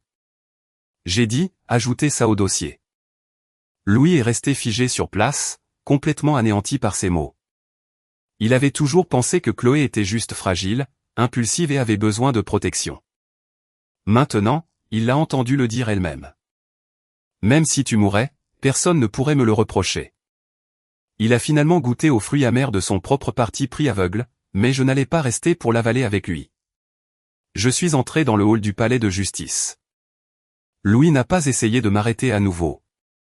Il est resté devant les portes, les roses blanches pendantes de sa main, les pétales se dispersant sur le béton. Après l'appel téléphonique de Chloé, Rachel a entièrement concentré l'enquête sur elle. Au début, je pensais qu'elle était juste jalouse. Plus tard, j'ai réalisé que la jalousie n'était que la surface. Ce qu'elle voulait vraiment, c'était la position, les ressources et la culpabilité que Louis ressentirait après ma mort. Dans le service des archives de l'hôpital, ils ont signalé un journal d'accès non autorisé. La nuit avant l'arrêt de mes médicaments, quelqu'un a utilisé les identifiants de l'assistant de Louis pour consulter mes formulaires de demande de médicaments, mes antécédents d'allergie et mes avertissements de risques médicamenteux. La connexion provenait du réseau de bureaux de la Fondation Lambert. L'heure était 21h14. Cette nuit-là, Louis était chez Chloé. Son assistant était hors de l'état. Rachel a placé le journal sur la table. Nous avons retracé. L'appareil utilisé pour accéder au fichier avait pingé le Wi-Fi de Chloé Martin plus tôt ce jour-là. J'ai fixé le journal, me sentant étrangement calme. Bien sûr, elle n'a pas juste lâché la phrase « dangereux après 3 jours ». Elle l'avait cherché. Elle avait pleinement l'intention d'utiliser l'arrogance et la stupidité de Louis pour me forcer à la tombe. L'infirmière Léa a également fourni un clip de sécurité. Il provenait d'une caméra d'angle près du poste des infirmières. La vidéo montrait Chloé traînant près du bureau à midi le jour où les médicaments ont été coupés. Elle a souri et a demandé à une infirmière stagiaire, « Les médicaments de Viviane sont-ils vraiment chers? Doit-elle les prendre tous les jours ?»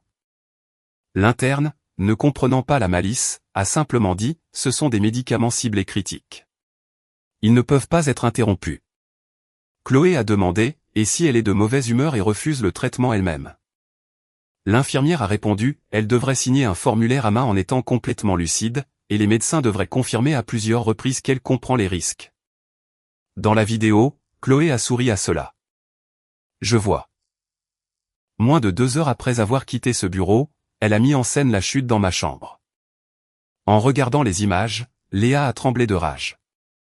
Elle a tout planifié. J'ai dit, oui. Léa m'a regardé, les yeux rouges. Viviane, n'es-tu pas terrifiée? Bien sûr, j'étais terrifié. Pendant une fraction de seconde, un frisson m'a parcouru la colonne vertébrale.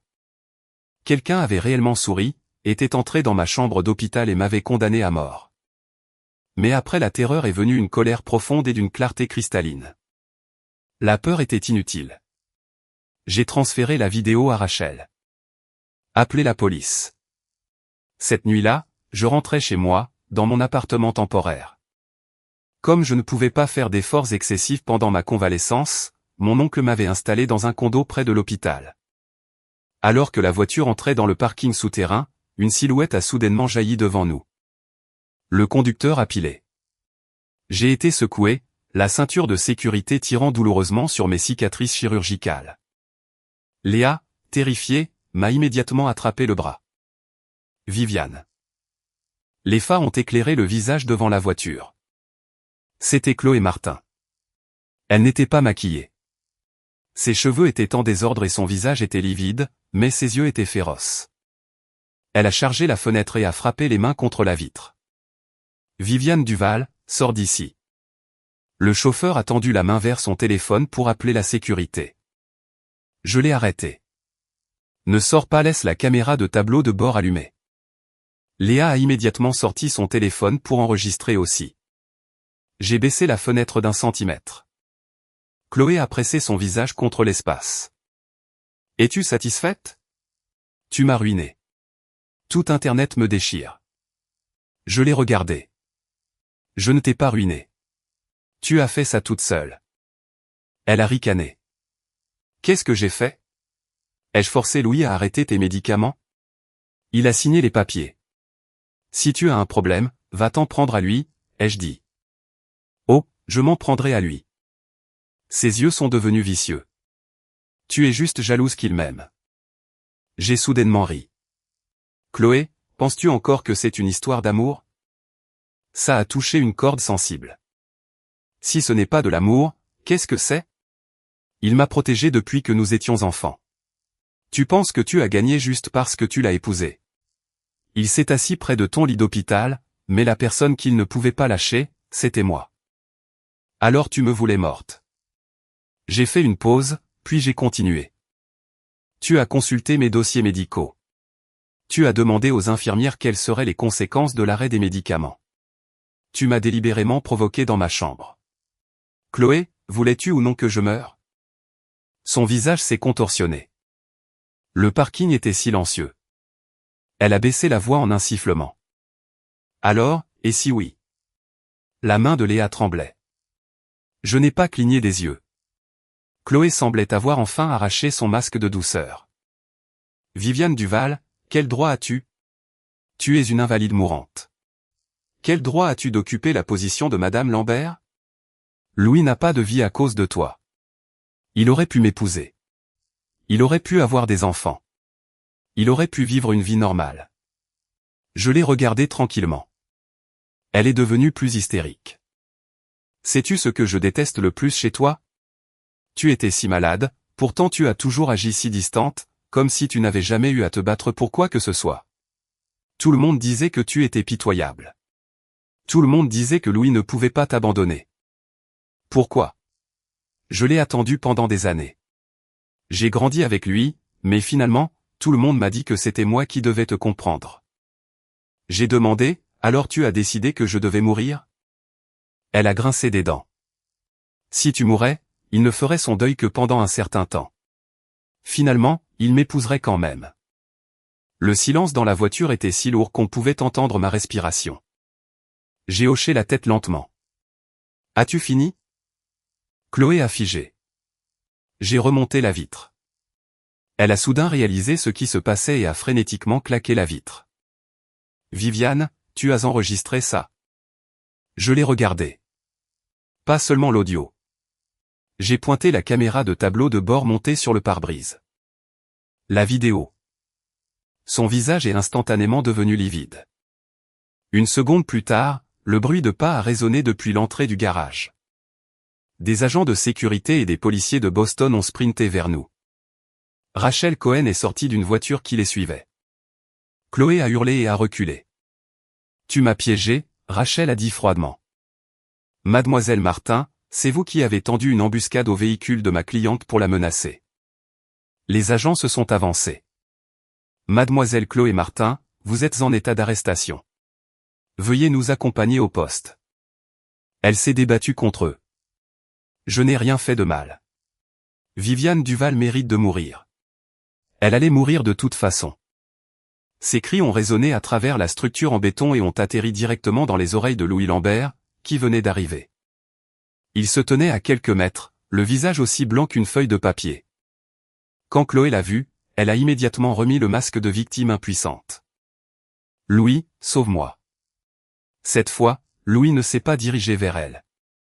Il l'a regardée comme s'il regardait une parfaite étrangère qu'il n'avait jamais rencontrée. Alors qu'elle était traînée, criant toujours son nom. Louis s'est lentement approché de ma voiture. À travers la vitre. Il m'a regardé. J'ai baissé la vitre. Sa voix était si brisée, ce n'était qu'un murmure. Tout ce qu'elle vient de dire était-il vrai? J'ai renvoyé la question. Vas-tu encore lui trouver une excuse? Ses larmes sont soudainement tombées. Un homme de 34 ans, debout sous les lumières fluorescentes crues d'un parking, pleurant pitoyablement. Viviane, je suis tellement désolé. Je l'ai regardé et cette fois, j'étais trop épuisé pour ressentir même de la haine. Louis, tes excuses ne peuvent pas me sauver. Plus maintenant. J'ai remonté la vitre. La voiture s'est éloignée, le laissant derrière. Dans le rétroviseur, il se tenait exactement là où il était, immobile pendant très longtemps. Le jour de l'audience du comité d'éthique de l'hôpital, Louis est arrivé tôt. Il était assis en face de moi dans un costume noir sur mesure, le dos parfaitement droit, mais je pouvais dire qu'à l'intérieur, il était complètement vidé. Chloé n'est pas apparue. Elle était actuellement en garde à vue. Son avocat de la défense avait soumis une déclaration écrite affirmant qu'elle souffrait d'une crise psychotique à l'époque et que ses paroles dans le parking ne représentaient pas sa véritable intention. Rachel Cohen a lu la déclaration et a ricané. La détresse émotionnelle est vraiment une poubelle pratique.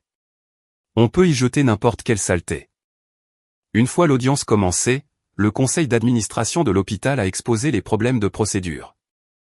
La raison pour laquelle Louis avait pu suspendre les médicaments était qu'une partie de mon traitement impliquait des médicaments ciblés expérimentaux obtenus par les canaux spécifiques de la Fondation Lambert.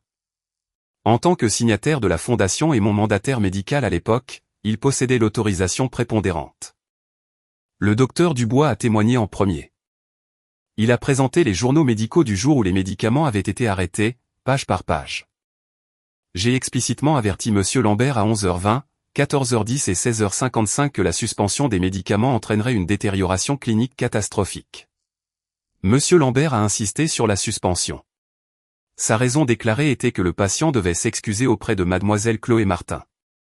Les personnes présentes dans la salle d'audience n'ont pu s'empêcher de regarder Louis.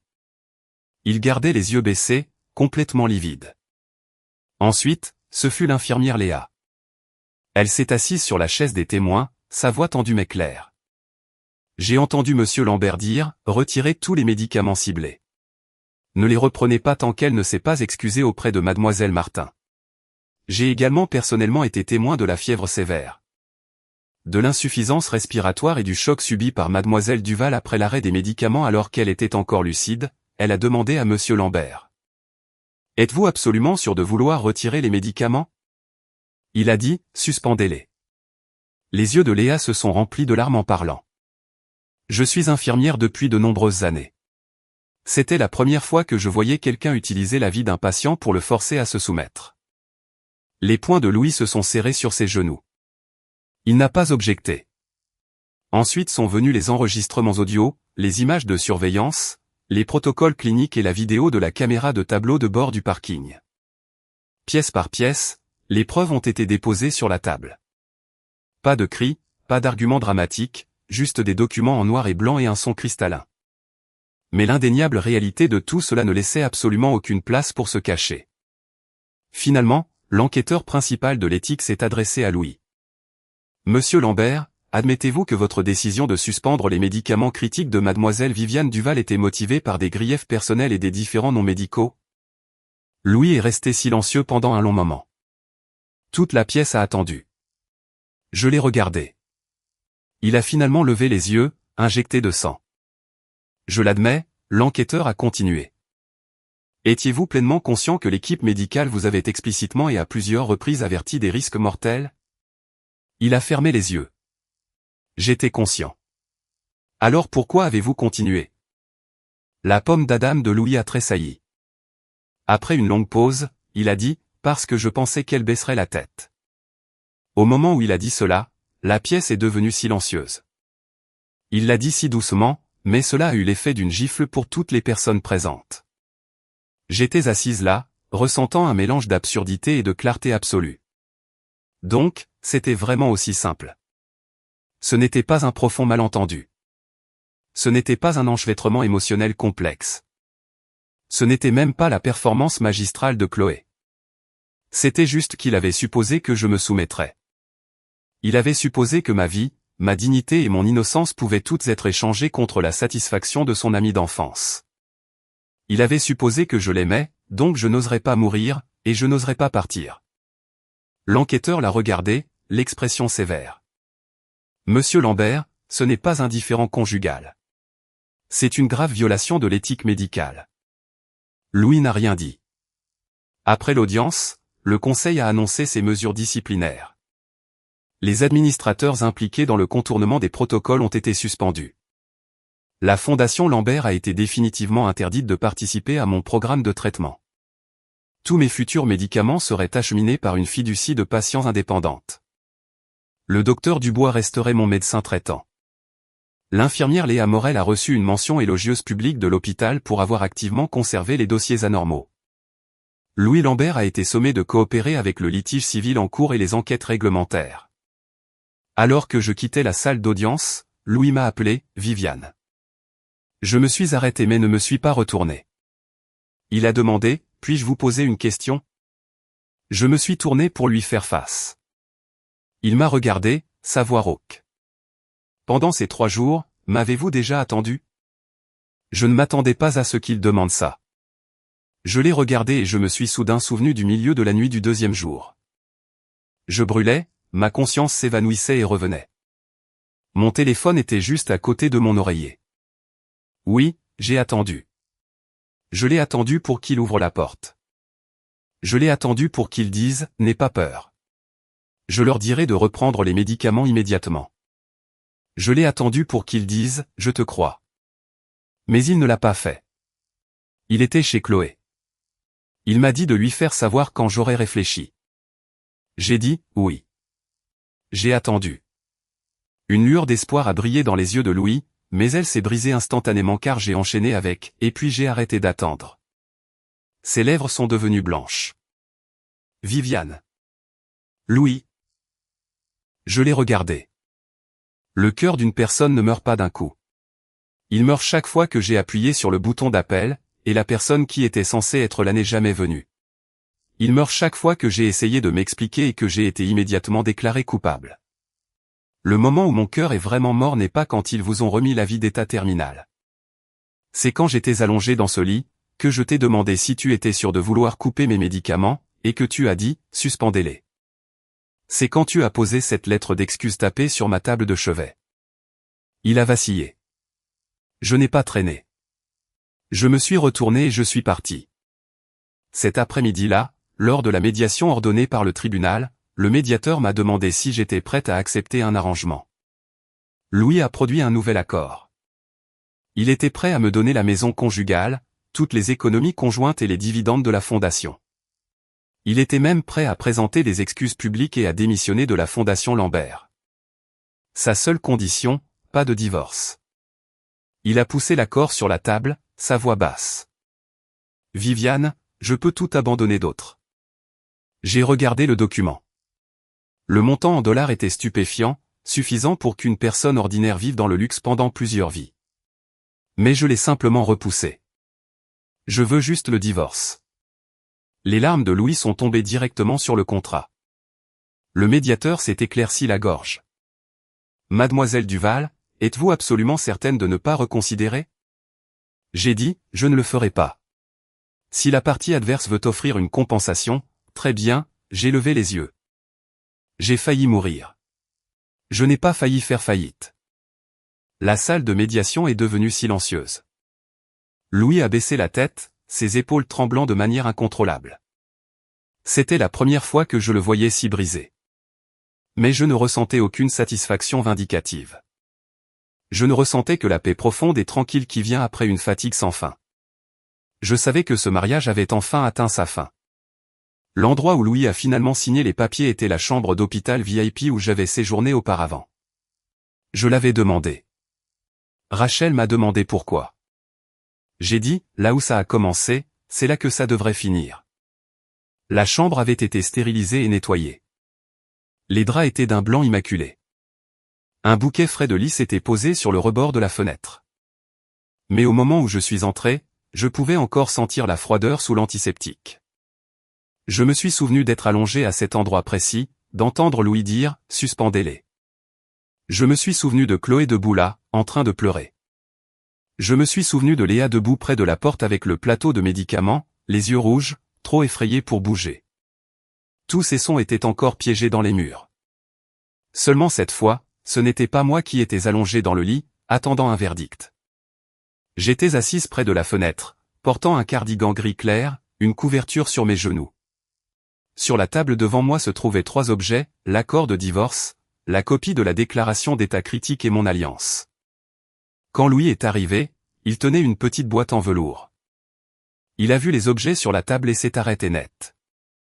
Viviane. J'ai désigné la chaise en face de moi. Asseyez-vous. Il s'est assis.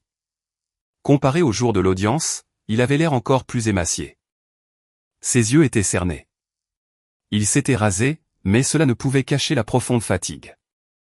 Il a posé la boîte sur la table et l'a poussée vers moi. Ceci est votre médicament. Je n'ai pas bougé, il a dit, j'ai contacté une pharmacie à l'étranger. Je garantirai l'approvisionnement continu de tous vos futurs traitements. Il n'aura pas à passer par les mains de quelqu'un d'autre. Je l'ai regardé. Mes médicaments n'ont plus besoin de votre garantie. Ses doigts se sont raidis. Je savais qu'il voulait se racheter. Mais même maintenant, il ne comprenait pas entièrement que certaines choses ne peuvent pas être réparées simplement en les remplaçant. Pendant ces 3 jours, ce que j'ai perdu, ce n'était pas seulement quelques poches de médicaments. C'était chaque once de confiance que j'avais jamais eu en lui. Il a sorti une autre boîte et l'a ouverte. À l'intérieur se trouvait une nouvelle bague en diamant, plus grosse et plus brillante que l'original. Recommençons, s'il te plaît. Je n'ai pas pu m'empêcher d'éclater de rire. Le visage de Louis est devenu blanc. Qu'est-ce qui est si drôle? J'ai pris la vieille alliance sur la table. L'intérieur de l'anneau était gravé de nos initiales. Je l'aimais tellement, mais quand j'étais hospitalisé, j'avais tellement maigri qu'elle glissait de mon doigt. J'ai fini par la garder sur ma table de chevet. J'avais l'impression que tant que l'anneau était là, j'étais toujours la chère Madame Lambert. J'ai laissé tomber l'anneau dans un sac de preuves et je l'ai scellé. Louis, sais-tu pourquoi cet anneau s'est retrouvé sur ma table de chevet? Il m'a regardé. J'ai dit, pas parce que je ne pouvais pas le supporter de l'enlever. C'était parce que j'étais si émacié qu'il ne tenait pas. Ses yeux se sont instantanément remplis de rouge. J'ai poussé la copie de la déclaration vers lui. Regarde ça encore. Il n'osait pas la regarder. J'ai dit, regarde-la. Ses doigts ont tremblé alors qu'il prenait le morceau de papier. Il l'a serré si fort que le papier s'est froissé. Chaque mot dessus était comme un clou. Quand cet avis a été émis, mon cœur s'est arrêté pour la 2e fois. Le docteur Dubois m'a dit que si les médicaments étaient arrivés 20 minutes plus tard, je ne serais vraiment pas revenu. Les larmes de Louis ont mouillé le papier. Arrête. S'il te plaît, arrête. Je n'ai pas arrêté. Je pensais qu'aussi longtemps que je serais assez compréhensive, tu me chérirais. Quand Chloé a eu des douleurs à l'estomac au milieu de la nuit, je t'ai dit d'aller t'occuper d'elle. Quand tes proches m'ont traité de malchance, j'ai arrangé les choses pour toi. Quand tu as manqué mes traitements, je me suis dit que ton travail à la fondation était important. Quand tu m'as laissé seul à l'hôpital, j'ai dit que je comprenais. J'ai plongé mes yeux dans les siens. Louis, je n'ai pas soudainement cessé de t'aimer. Je t'ai compris tant de fois que je me suis littéralement comprise à mort. Il a enfoui son visage dans ses mains, ses épaules secouées violemment. Viviane, je sais que j'ai eu tort. Je le sais vraiment maintenant. Donne-moi une autre chance. Je t'en supplie. Il a glissé de la chaise et est tombé à genoux devant moi. Si cela s'était produit par le passé, mon cœur se serait brisé. Louis Lambert était un homme si fier. Pourquoi s'agenouillerait-il jamais? Mais maintenant, je ne ressentais que la triste ironie de cela. Il ne s'agenouillait pas pour moi. Il s'agenouillait pour son contrôle perdu. Il s'agenouillait pour sa culpabilité tardive. Il s'agenouillait pour la Viviane Duval qui ne l'attendrait plus jamais. J'ai poussé l'accord de divorce vers lui. Signe-le. Il a levé les yeux pleins de désespoir pur. Si je signe ça, tu ne reviendras vraiment jamais. J'ai dit, je suis parti il y a longtemps. Il m'a regardé très longtemps. Puis il a pris le stylo. Quand le stylo a touché le papier, sa main tremblait tellement qu'il pouvait à peine former les lettres. Il a signé son nom, Louis Lambert. Les lettres étaient tordues et irrégulières, en regardant ces mots se déposer sur le papier. Une corde qui avait été tendue en moi pendant des années a finalement cédé. Il n'y a eu pas de sanglots dramatiques. Il n'y a eu pas d'agonie déchirante. Il n'y a eu qu'une légèreté profonde, longtemps absente. Rachel a vérifié les documents. Nous avons fini ici. Louis était toujours à genoux sur le sol. Il a tendu la main, voulant attraper l'ourlet de mon cardigan. Je me suis retiré, évitant sa main. Monsieur Lambert, ayez un peu de dignité. Il a figé complètement. Monsieur Lambert, pas Louis, pas mon mari, juste Monsieur Lambert. J'ai demandé à Léa de me faire sortir. Alors que nous passions devant le lit d'hôpital, je me suis arrêté une seconde. Le lit était vide. J'avais l'habitude de m'y allonger en attendant mes médicaments, en attendant une explication, en attendant qu'il me regarde. Maintenant, je n'attendais plus rien du tout. Juste au moment où j'atteignais la porte, la voix rauque de Louis a appelé. « Viviane, me haïras-tu pour le reste de ta vie ?» J'y ai pensé. Je t'oublierai. Sur son visage, une expression plus profonde qu'un effondrement est finalement apparue. Il ressemblait à un homme à qui on venait de prononcer sa véritable sentence de mort. Je n'ai plus regardé en arrière. La porte a claqué derrière moi. Cette fois, c'était lui qui était resté dans la chambre d'hôpital. Le décret de divorce est devenu définitif début septembre. Le temps était magnifique. Les feuilles des arbres devant le palais de justice du comté de Suffolk n'avaient pas encore jauni. Une brise est passée, apportant une fraîcheur nette et propre. Rachel m'a remis le jugement final. Félicitations, mademoiselle Duval. Je l'ai pris. Le papier était incroyablement léger, mais le poids écrasant de ce mariage avait enfin été levé de ma poitrine. Louis ne s'est pas présenté au palais de justice. Il a fait gérer les dernières procédures par ses avocats. J'ai appris qu'il avait démissionné de son poste de directeur exécutif de la Fondation médicale Lambert.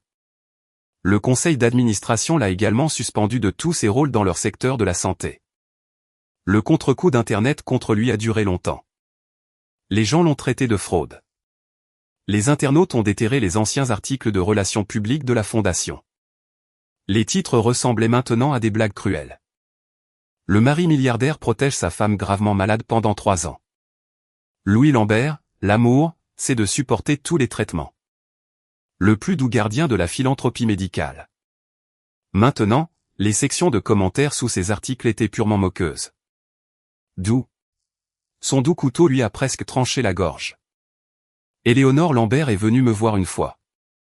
Elle avait perdu toute son arrogance précédente, assise dans la salle des visiteurs de mon immeuble. Elle avait l'air d'avoir vieilli de 10 ans. Viviane, j'ai eu l'habitude de parler durement. S'il te plaît, ne le prends pas à cœur. Je l'ai regardée. Madame Lambert, si vous avez quelque chose à dire, dites-le. Son visage s'est raidi. Pourriez-vous restaurer l'accès médical de votre cousin? Il est encore jeune. Nous ne devrions pas laisser les problèmes d'adultes retarder ses soins médicaux, j'ai demandé. S'est-il inscrit sur la liste d'attente normale? Elle n'a pas répondu. J'ai dit, alors il doit faire la queue. Elle est devenue anxieuse, mais avant, il suffisait d'un mot de votre part. Je l'ai regardée. Dans le passé, j'étais prête à dire ce mot. Les lèvres d'Éléonore ont tremblé. Devez-vous vraiment être aussi froide? J'ai ri.